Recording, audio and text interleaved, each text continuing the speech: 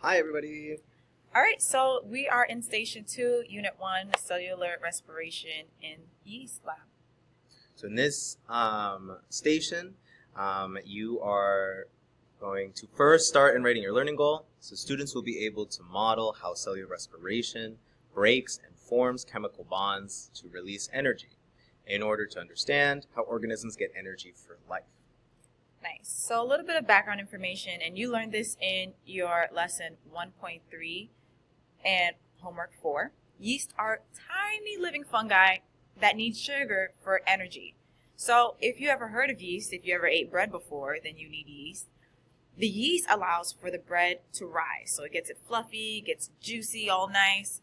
And this is also going to be the same thing that will allow the balloon to inflate in this lab. And this is due to cellular respiration. So remember, cellular respiration is how cells use sugar to make energy, or ATP, for growth and life processes. While when oxygen is available, yeast is able to perform aerobic respiration.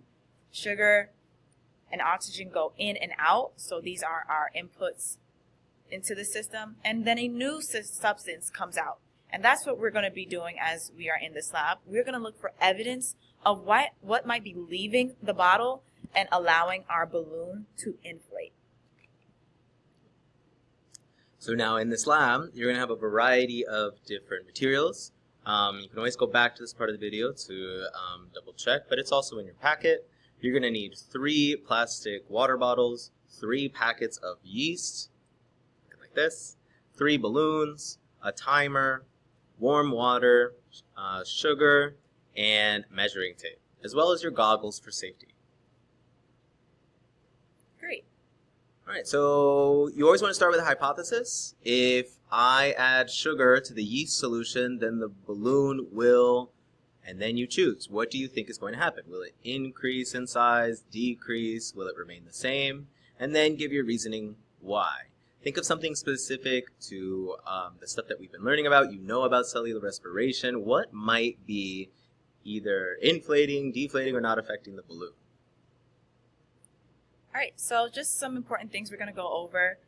These materials will be shared for your whole table. It should not be 2 people each, but 2 people will be sharing and measuring each bottle, and that will make sense in a few moments. Everyone is going to help record observations, and whoever decides to be group leader, you're going to be in charge of making sure that your table is cleaned up and that your procedure, at least getting the bottles ready, is finished today.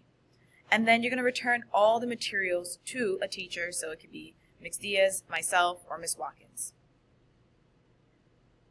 Cool. And so, like Ms. Francis just said, you're going to have 1 water bottle for 2 people.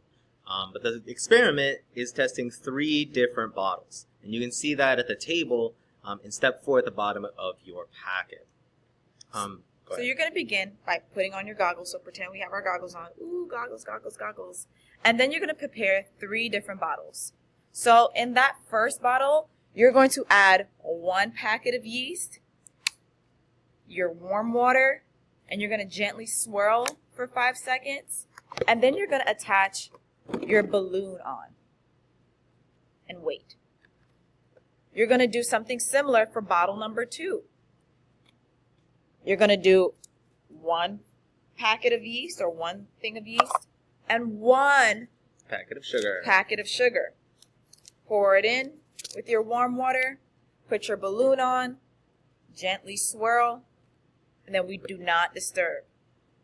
With bottle 3, you're going to do something very similar. Get your bottle, 1 packet of yeast, your warm water, and this one you're going to need 2 packets of sugar. Gently swirl for 5 seconds. Put your balloon on, and then you're going to wait. So you're going to wait for 15 minutes. So that's why you got your timer to know how long you need in order to get there. Once you get 15 minutes, you're going to take your measuring tape, wrap around the balloon so that you can get a circumference of how big the balloon inflated over that time. This is our circumference here on the blue balloon. Yeah, so you'll wrap it around in a full circle. After 30 minutes, so you'll wait another 15 minutes, and then measure again. While you're waiting, be sure that you are observing these 3 bottles. What is happening right as the experiment is beginning, and how does it change over those course of those 30 minutes? During those 30 minutes, you're going to be recording and drawing what you observe is happening. So for your second part of quantitative data that you're gathering, you're going to be measuring the height of the foam.